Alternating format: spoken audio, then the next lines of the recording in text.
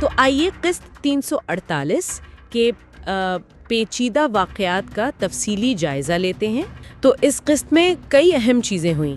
जैसा आपने कहा, एक तरफ तो ये जवाहिर नामी दुश्मन, उसके खिलाफ कुछ प्लानिंग चल रही है जी, और दूसरी तरफ खानदान के अंदर ही मतलब काफ़ी शुकूक व शुबहात और पुराने ज़ख्म फिर से हरे हो रहे हैं। अच्छा, तो पहले ज़रा जवाहिर की बात कर लें।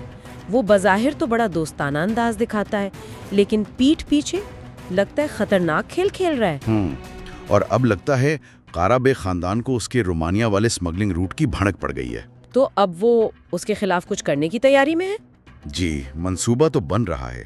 अच्छा, एक और किरदार जो इस किस्त में अहम रहा वो है सबीहा साहबा। हाँ, उनका रेवा के साथ एक खास ताल्लुक था। माजी में उन्होंने उसे बचाया था, जेल से निकलवाया था। और अब वो काराबे खानदान में पनाह लिए हुए हैं, लेकिन घर में सब उन्हें कबूल नहीं कर रहे। जी, खास तौर पर हसन की वालदा। वो तो उन्हें अपने बेटे का दुश्मन समझती हैं और उनकी मौजूदगी से सख्त नालां हैं। क्या लगता है, जवाहिर के खिलाफ जो मंसूबा बन रहा है वो कामयाब होगा? ये तो वक्त ही बताएगा।